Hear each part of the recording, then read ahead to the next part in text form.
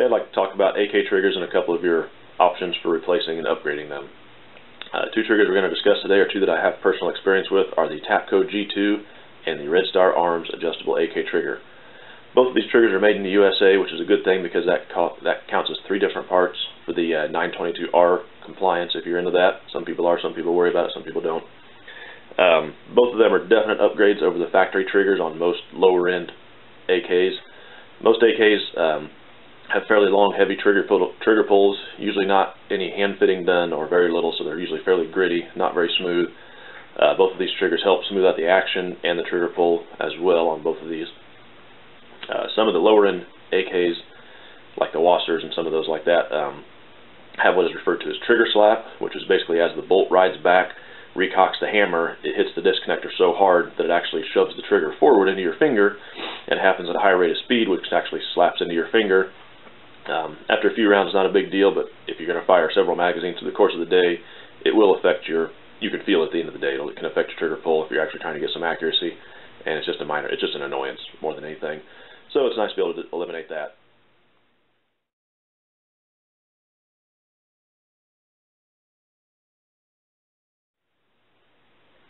Alright, up first is the Tapco G2. I installed one in a modified Wasser. This one is a single hook. They are available both in single hook and double hook setups. It's best to order whatever your rifle currently has on it, order that so it matches up. The Tapco runs about $30 for Midway USA and various other suppliers. It is a non-adjustable trigger. It's pretty much a drop-in part. I believe that when I've installed this one a few years ago, but I believe when I installed it I have smoothed it up a little bit, just try to polish up some of the engagement surfaces. It's definitely a little bit smoother than it was to begin with. From the factory, Wasser triggers are known to be pretty crappy in all honesty.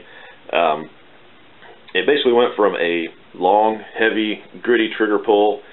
After installation of the Tapco, it's now basically a long, smoother, lighter trigger pull. It's not the best trigger for accuracy. It does allow you to shoot a little bit faster if you're looking for rapid fire.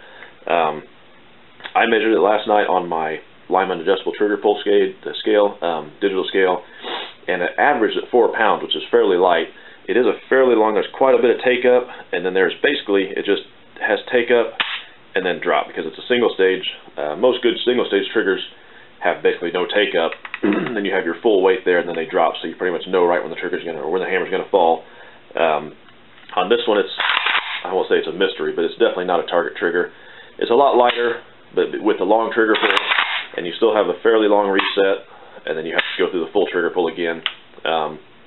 It's almost like a really short double action trigger pull, I guess you could say. It's definitely an improvement over the factory trigger, especially on something like a Wasser, which is pretty inexpensive AK. Like I said, this one averaged to 4 pounds, but that's not. It varied a lot. It went from everywhere, I think, about 3.5 pounds up to almost 5.5 pounds, which is still not very heavy, but just the variance there is kind of annoying. It's not real consistent, and it's not the best for accuracy, but it helps out a lot. And especially for the price, it helps the 922R, and it's definitely an upgrade for $30. It's a pretty good upgrade on a standard AK trigger.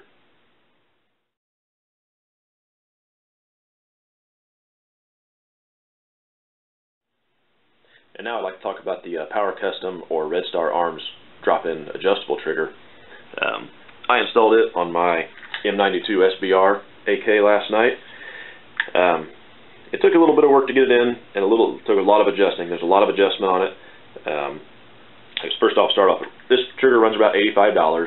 It is adjustable from the factory. They say between 3.5 and 8 pounds, and most of that it's adjustable through your disconnect spring on the second stage, and it is adjustable. They say it's adjustable between a 1-stage and 2-stage. I was not really able to get it to a single stage, which is fine because it's got a very good let off. You've got a little bit of take up, which you can adjust also, one of your many adjustments. You can adjust the take up, and then it hits the disconnector, and you have a nice solid pause. And then I've got it set for 5 pounds. It's got very little creep once you hit that second stage. When I first had it installed, things weren't quite meshing right together, so I had to do some adjustments just to get it to where I felt safe, so that the hammer wouldn't follow. It has adjustment on sear engagement, which is your take up. It has adjustment on over travel, and then your disconnector adjustment. You can adjust your just a couple of different things on that. So basically, I set mine up so that it had a decent amount of take up, not a whole lot, but just a little bit. Basically, no over travel. I mean, just a hair, just in case it gets dirty and gritty in there. I'd like to have a little extra in there. And then I adjusted my disconnector spring, and that was where you basically get your second stage overall trigger pull. And I set it basically to 5 pounds, and it's maybe 5 pounds 1 ounce, but it's very consistent.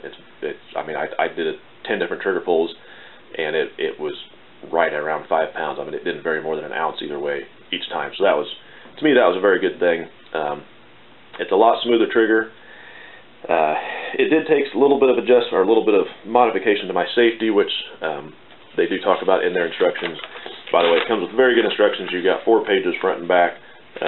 It talks about how to modify the safety if need be. It shows very good instructions, very good picture of all of the adjustment screws in the trigger and hammer, or trigger and disconnect, and explains step by step. It even tells you pretty much the order that you should adjust them in to get them set up properly. I have not shot this. I just installed it last night. I haven't shot it yet. I'm definitely looking forward to it, because I'm sure that I'll be able to get a lot better accuracy at range, and I'm sure that I'll be able to get quicker follow-up shots with that short release, because it's a very nice reset. I'm very excited about getting it to the range and taking it out and seeing how we can do with it. So just a quick little review about some various AK triggers that are available. I know there are a couple other options. I don't have any experience with them, so I can't speak on those. I think there was one that was like Texas Armory or something like that. I know a lot of guys just try and smooth up their factory triggers, which is also a good option. If you guys have any experience with other triggers, I'd love to see you comment down in the comment section and let me know what you think about those. Thanks a lot.